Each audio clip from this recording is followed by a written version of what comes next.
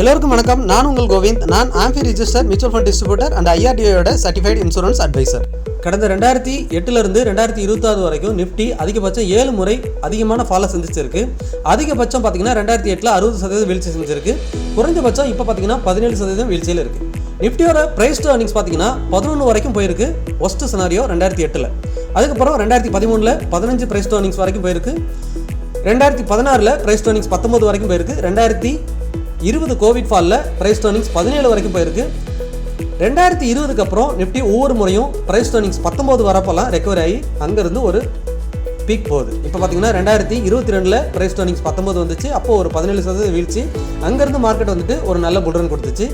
இப்போ last year 2024 பார்த்தீங்கன்னா price turnings 19 வந்துச்சு. இப்போ நிஃப்டி இருக்கிற அதே 21,800 அந்த ரேஞ்சிலேருந்து 26,000க்கு போணுச்சு. திரும்ப அகைன் மார்க்கெட் இந்த வருஷமும் அதே இடத்துக்கு வந்திருக்கு. இப்போ நிஃப்டியோட ப்ரைஸ் டர்னிங்ஸ் 19. அதிகபட்சம் நிஃப்டி வந்துட்டு எப்போல்லாம் ப்ரைஸ் டர்னிங்ஸ் 19 வருதோ அங்கேருந்து ரெக்கவரி நடந்திருக்கு. 2 முறை மட்டும்தான் அதுக்கும் கீழே ஃபால் ஆயிருக்கு. 3 முறை. அது ஒன்று கோவிட், இன்னொன்று லீமன் பிரதர் ஆப்ஷன் சொல்லுவாங்க 2008 அந்த ஃபாலில் அதிகமாக ஃபால் ஆயிருக்கு.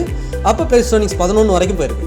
ஸோ அதிகபட்சம் 15 20க்குள்ளே நிஃப்டி ப்ரைஸ் டர்னிங்ஸ் இருக்கும்போது ரெக்கவரி ஆயிருக்கு. இப்போ என்ன நடக்கலாம் அப்படிங்கிறத அந்த வீடியோவில் பார்க்க போகிறோம். மிஸ் பண்ணாமல் பாருங்க. First of all FI data பார்த்துடலாம். FI டேட்டா நம்ம கண்டினியூஸாக வாட்ச் பண்ணுறோம்.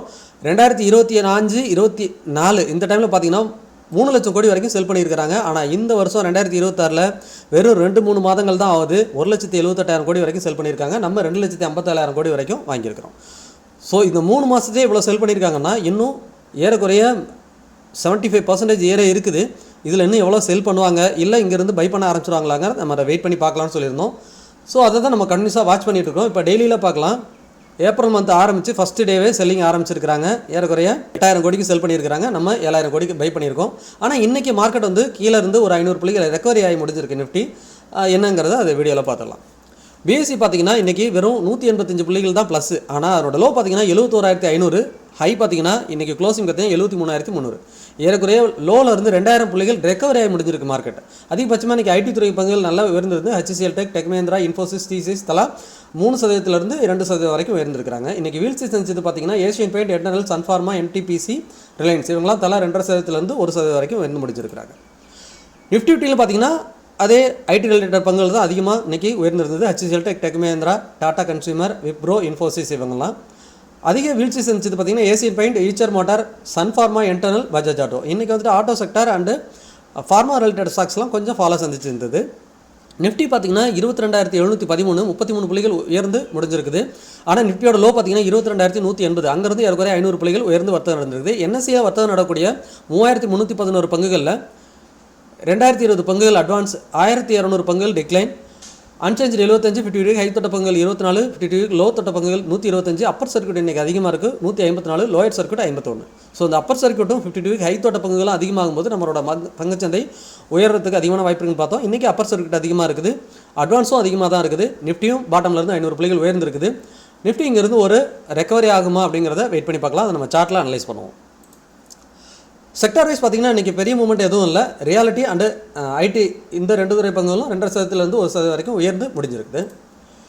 இங்கே பார்க்குறது நிஃப்டியோட ப்ரைஸ் டு அர்னிங்ஸ் சார்ட் தான் பார்க்குறீங்க. மேக்ஸிமம் நான் வச்சிருக்கிறேன். 2008 பார்த்தீங்கன்னா ஒஸ்ட் சினாரியோ நிஃப்டி வந்து ஒரு 60% ஃபால். அப்போ நிஃப்டியோட ப்ரைஸ் டு அர்னிங்ஸ் 11 போச்சு.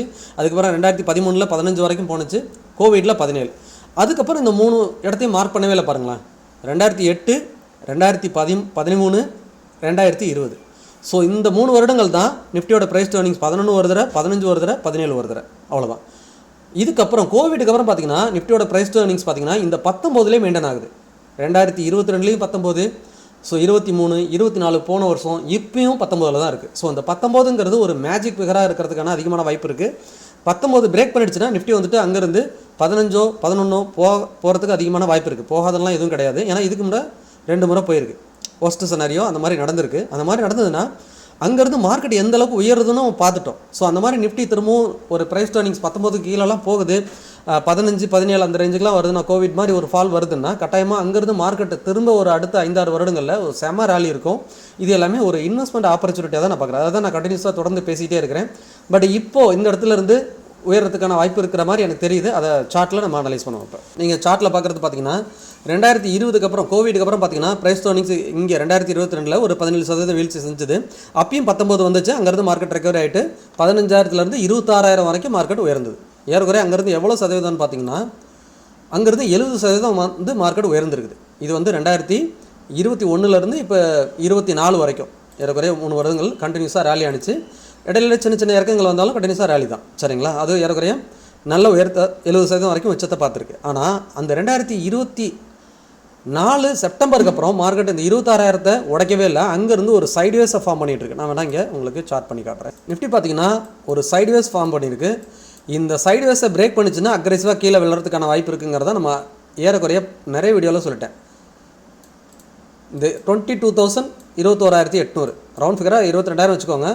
ஏன்னா அக்யூரேட்டாக சொல்ல முடியும்னா 21,800 கீழே அதோட ஏறக்குறைய ஒரு விக் மாதிரி வச்சுட்டு வந்திருக்கு இல்லையா? ஸோ அது வரைக்குமே நம்ம சப்போர்ட் வச்சுக்கலாம். 21,800 22,000. ஸோ இந்த இடத்துல நிஃப்டி வந்து சப்போர்ட் எடுக்கிறதுக்கான அதிகமான வாய்ப்பு இருக்குது. அதான் நம்ம பேசியிருந்தோம். இந்த இடத்த சப்போர்ட் எடுக்கலை அப்படின்னா நிஃப்டிக்கு அடுத்த சப்போர்ட் தூரமாக தான் இருக்குது. இன்னும் 2,000-3,000 புள்ளிகள் விளையாடுறதுக்கான வாய்ப்பு இருக்குது. அடுத்து பார்த்தீங்கன்னா 19,000 அல்லது 20,000 போய் தான் நிஃப்டி சப்போர்ட் எடுக்கும். அங்கே தான் அடுத்த சப்போர்ட் இருக்குது. ஏன்னா இது டபுள் டாப் மாதிரி இருக்குது. அது பிரேக் ஆனிச்சுன்னா கீழே வந்துடும். நம்ம பேசியிருந்தோம். இங்கே பார்த்தீங்கன்னா தெரியும். இது பிரேக் ஆனிச்சுன்னா அரௌண்டு ஏறக்குறைய இந்த 18,000 20,000 இந்த ரேஞ்சில் வந்து தான் நிஃப்டி அதுக்கப்புறம் சப்போர்ட் எடுக்கும். சரிங்களா?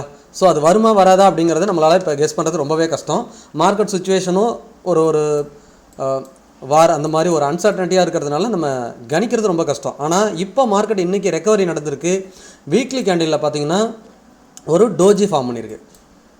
இந்த டோஜிங்கிறது நம்ம ஏற்கனவே போன மாதம் பேசியிருந்தோம். போன மாதம் இல்லை, பிப்ரவரியில் பேசியிருந்தோம். பிப்ரவரி இந்த டோஜி கேண்டில் ஃபார்ம் இருக்கிறதுனால பேசியிருந்தோம். இது வந்து ஒரு அன்டிசிசிவ் மூவ்மெண்ட் இருக்குது. இது எந்த பக்கம் பிரேக் ஆகுதோ அந்த பக்கம் 2,000 புள்ளிகள் மூவ் ஆகிடுன்னு பேசியிருந்தோம். டாப்பில் உடச்சா அங்கேருந்து 28,000 27,000 பவுன் பேசியிருந்தோம். பாட்டமில் உடச்சா இங்கே வரதுக்கு வாய்ப்பு இருக்குன்னு பேசியிருந்தோம். எக்ஸாக்டாக அது என்னாச்சு? பாட்டம் 24,300 உடச்சோடனே இங்கே போய் 22,000 வரைக்கும் வந்துருச்சு. 2,000 புள்ளிகள் விழுந்துருச்சு. நம்ம எதிர்பார்த்து நடந்தது. இப்போ அதே தான் சேம் செனரியே திரும்ப அகேன். இங்கே பார்த்தீங்கன்னா வீக்லியில் ஒரு டோஜி பேட்டர்ன் இருக்குது. இதுவும் பார்த்தீங்கன்னா இன்டிசிசிவ் தான். வீக்லியில் இந்த வீக் மட்டும் கிடையாது, லாஸ்ட் 3 வீக்காக பார்த்தீங்கன்னா மார்க்கெட் வந்து இந்த இடத்துல டோஜி தான் ஃபார்ம் பண்ணுது. அப்போ என்ன அர்த்தம்னா இந்த இடத்துல பையரும் இருக்காங்க, செல்லரும் இருக்காங்க. இங்கே அகெயின் அதே சேம் செனரி தான். ஒன்று பையர் பை பண்ணுறதை நிறுத்திட்டாங்கன்னா மார்க்கெட் கீழே உடச்சிரும். இல்லை செல்லர் ஸ்டாப் பண்ணிட்டாங்க, செல் பண்ணுறதை நிறுத்திட்டாங்க அப்படின்னா மார்க்கெட் இங்கிறது திரும்பவும் 26,000 அட்லீஸ்ட் அந்த 24,300 போகிறதுக்கு அதிகமான வாய்ப்பு இருக்குது. இந்த 2,000 புள்ளிகள் ஈஸியாக போயிடும் மார்க்கெட்.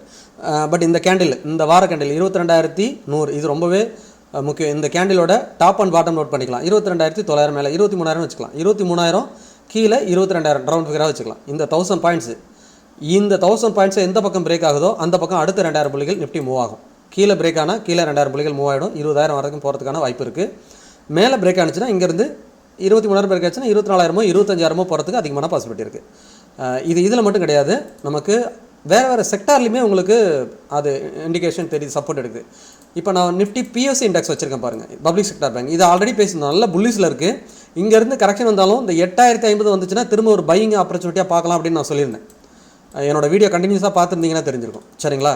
இப்போ அந்த ஆப்பர்ச்சுனிட்டி வந்திருக்கு. பப்ளிக் செக்டார் பேங்க்கு ஒரு சப்போர்ட்டில் இருக்குது. சப்போர்ட்டில் வந்து பார்த்தீங்கன்னா வீக்லி கேண்டில் இங்கேயுமே ஒரு டோஜி ஒரு பையிங் மோடில் தான் இருக்குது. ஸோ அப்போ இந்த 8,050 இதை வந்து பிரேக் பண்ணி ஒரு வீக்லி கேண்டில் க்ளோஸ் வைக்காத வரைக்கும் இங்கேருந்து திரும்பவும் பப்ளிக் செக்டார் பேங்க் வந்துட்டு திரும்பவும் 10,000 போகிறதுக்கான அதிகமான பாசிபிலிட்டி இருக்குது. இதை நோட் பண்ணி பாருங்கள். பட் எதுக்குமே மார்க்கெட் வந்து அன்சர்ட்டி இருக்கிறதுனால கட்டாயமாக நீங்கள் எதனா ஸ்விங் ட்ரேட்லாம் போகிறீங்க, இல்லை ஒரு ஸ்விங் 2-3 மாதத்துக்கு ட்ரேட் எடுக்கிறீங்க, ஒரு பப்ளிக் செக்டார் பேங்க்லாம் எடுக்கிறீங்கன்னா ஸ்டாப் லாஸ் வச்சுக்கணும். ஸோ இந்த அளவு தான் ஸ்டாப் லாஸ் வச்சுக்கணும். நான் இண்டெக்ஸை ஸ்டாப் லாஸ் சொல்கிறேன், 7,800 இந்த இடத்த ஸ்டாப் லாஸ் வச்சுக்கிட்டிங்கன்னா இதை கட்டாச்சுன்னா வெளியே வந்துடணும். ஏன்னா மார்க்கெட் அக்ரெசிவாக திரும்ப இங்கே ஃபால் ஆகிடும். இது வந்து ஒரு குரூசியலான இடம். 8,000ங்கிறது ஒரு ஸ்ட்ராங் சப்போர்ட். இதுக்கு முன்னாடி 2024 எங்கேருந்து ஃபால் ஆச்சோ அது ஹையோட சப்போர்ட்டில் இருக்குது. இப்போ இதுக்கு முன்னாடி ரெசிஸ்டன்ஸ் இப்போ சப்போர்ட்டாக மாறிடுச்சு. சரிங்களா? அப்போ இந்த சப்போர்ட் எடுத்துருச்சு அப்படின்னா கன்ஃபார்மாக இங்கேருந்து ஒரு ரேலி வரும். இங்கே ஒரு இன்வெஸ்ட்மெண்ட் ஆப்பர்ச்சுனிட்டியாக பார்க்கலாம். நிஃப்டியும் பார்த்தீங்கன்னா ப்ரைஸ் டு earnings கம்மியாக இருக்குது. அந்த 22,000 சப்போர்ட் லெவலில் இருக்குது. இங்கே இருந்ததுன்னா இங்கே ஒரு ரேலி நடக்கிறப்ப நிஃப்டியுமே ஒரு 2,000 புள்ளிகள் போகிறதுக்கான வாய்ப்பு இருக்குது. பாசிட்டிவாக எதனா நியூஸ் வந்ததுன்னா கட்டாயமாக மூவ் ஆகிறதுக்கு அதிகமான சான்ஸ் இருக்குது. இது ஒன்று. அப்புறம் பார்த்தீங்கன்னா ஐடி பார்த்தீங்கன்னா 30,000க்கு மேலே கண்டினியூஸாக திரும்பவும் கடந்த 3 வாரங்களாக ஒரு சின்ன அப் ட்ரெண்டில் இந்த வாரம் பார்த்தீங்கன்னா ஒரு க்ளோசிங் 30,000க்கு மேலே வந்துருக்குது. ஒரு பாசிட்டிவாக பார்க்குறேன். ஐடி பார்த்தீங்கன்னா திரும்ப அந்த ரேஞ்சுக்குள்ளே வந்துருக்கு. நான் மந்த்லியில் வச்சேன்னா உங்களுக்கு தெரியுதுங்களா? இங்கே 26,000 உடச்சா வந்துடும் சொன்னோம். பட் இன்பிட்வீனில் 28,000 வரைக்கும் வந்துட்டு அகைன் திரும்ப மேலே போயிருக்கிறது ஒரு பாசிட்டிவாக பார்க்கலாம்.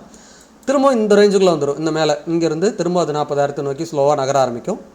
இது ஒரு வேளை இது ஒரு ரீடெஸ்ட்மெண்ட் தான் அப்படின்னா மேலே போய்ட்டு திரும்ப கூட அடிக்கலாம், 26,000 வரலாம். பட் இப்போதைக்கு ஐடியில் வந்துட்டு இந்த வாரம் பாசிட்டிவில் முடிச்சிருக்கிறதுனால தொடர்ந்து அடுத்த வாரமும் பாசிட்டிவில் இருக்கிறதுக்கான வாய்ப்பு இருக்குது.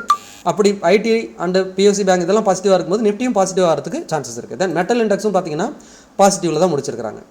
நீங்கள் பார்த்தீங்கன்னா தெரியும், மெட்டலும் இந்த வாரம் பார்த்தீங்கன்னா போன வாரம் செல்லிங்கிறதுனால ஒரு டோஜி, இந்த வாரம் பார்த்தீங்கன்னா ஒரு க்ரீன் கேண்டில் பிரிண்ட் ஆயிருக்கு. ஸோ மெட்டல் செக்டாரை பொறுத்த வரைக்கும் திரும்பவும் பையிங் மோடு வந்திருக்கு. ஸோ இதுவும் தொடர்ந்து உயரத்துக்கான வாய்ப்பு இருக்குது. ஸோ இதெல்லாம் பார்க்கும்போது நமக்கு நிஃப்டியும் பார்த்தீங்கன்னா இந்த வாரம் அடுத்த வாரம் வச்சுக்கலாம். அடுத்த வாரம் நாளைக்கு குட் ஃப்ரைடேங்கிறதுனால லீவு, மண்டே ஓப்பன் ஆகும். மண்டே இதுக்கு மேலேயே 23,000 கிராஸ் பண்ணிச்சுன்னா மார்க்கெட் கண்டினியூஸாக மேலே போகிறதுக்கான வாய்ப்பு இருக்குது. இந்த ஒரு டவுன் இவ்வளோ டவுன் ஆனிச்சு இல்லையா, ஸோ இதுக்கு கட்டாயமாக ஒரு ரீடெஸ்ட் கூட போகலாம். ஆனால் எப்போ நமக்கு புல் ரன் ஸ்டார்ட் ஆகும்னா இதுக்கப்புறம் நல்ல புல் மோடுனா 26,000 மேலே மார்க்கெட் க்ளோஸ் ஆனால் மட்டும்தான் நம்ம பங்கு சந்தை புல் ரன்னுக்கு திரும்புது அப்படின்னு அர்த்தம். இன்கேஸ் இதுக்கு இடையில இருக்கிற வரைக்கும் நீங்கள் நல்லா புரிஞ்சுக்கணும். சைட்வேஸ் நான் மந்த்லியில் வச்சு காட்டிடுறேன் திரும்பவும். இது வந்து ஒரு சைட்வேஸ் ட்ரெண்டில் நிஃப்டி வந்துட்டு ஒரு புல் மோடு இல்லை, சைட்வேஸ் மோடில் மாறிடுச்சு இப்போ, சரிங்களா? ஸோ அப்போ 26,000 கிராஸ் பண்ணால் தான் புல், இல்லை அதுலேருந்து இது வரைக்கும் போனாலுமே இது ஒரு சைட்வேஸ் மார்க்கெட் தான். அங்கே போச்சுன்னா அகைன் அங்கேருந்து செல்லிங் வரது கூட வாய்ப்பு இருக்கும். பட் அந்த டைமில் பேசிக்கலாம். இப்போதைக்கு மார்க்கெட் வந்து சப்போர்ட் ஜோனில் இருக்குது. ப்ரைஸ் டர்னிங்ஸும் பெட்டராக இருக்குது. எதனா ஒரு சின்ன பாசிட்டிவ் நியூஸ் வந்தால் கூட கண்டினியூஸாக மார்க்கெட் உயர்றதுக்கான வாய்ப்பு இருக்குது. அடுத்த 2 நாள் என்ன நடக்க போகுது, லீவ் இருக்குது, ஃப்ரைடே சாட்டர்டே சண்டே, இந்த 3 நாளுக்கு அப்புறம் என்ன நடந்துங்கிறத நம்ம சண்டே வீடியோவில் பார்க்கலாம். இப்போதைக்கு நீங்கள் இது ஒரு இன்வெஸ்ட்மெண்ட் ஆப்பர்ச்சுனிட்டியாக பார்க்கலாம். நான் இன்றைக்கி கூட சேனல் போஸ்ட் பண்ணியிருந்தேன் யூடியூப்லேயே. நான் இன்றைக்கி நிஃப்டி பீஸ் பேங்க் பீஸ் எல்லாமே இன்வெஸ்ட் பண்ணியிருந்தேன். மார்க்கெட்டை பாட்டமில் லோ இருக்கும்போதே காலையில் பை பண்ணியிருந்தேன், அதை நான் போட்டிருந்தேன். நீங்களும் யூஸ் பண்ணிப்பீங்கன்னு நினைக்கிறேன். நீங்கள் நம்ம மூலியமாக ஃபினான்ஷியல் அட்வைஸ் எடுத்துக்கலாம். அதுக்கு டிஸ்பிளேல தெரியிற வாட்ஸ்அப் நம்பருக்கோ அல்லது மெயில் ஐடிக்கோ தொடர்பு கொள்ளுங்கள். பங்குச்சந்தை தொடர்பான லைவ் அப்டேட்டுக்கு டெலிகிராம் சேனல் லிங்க் கொடுக்குற, சர்ச் பண்ணி ஜாயின் பண்ணிக்கோங்க. நம்ம சேனலுக்கு புதுசாக இருந்தீங்கன்னா நம்ம சேனலை சப்ஸ்கிரைப் பண்ணுங்கள், லைக் பண்ணுங்கள், உங்களோட ஃப்ரெண்ட்ஸ் அண்ட் ஃபேமிலிக்கு மறக்காமல் ஷேர் பண்ணுங்கள். மீண்டும் ஒரு நல்ல வீடியோவில் சந்திக்கிறேன். உங்கள் கோவிந்த்.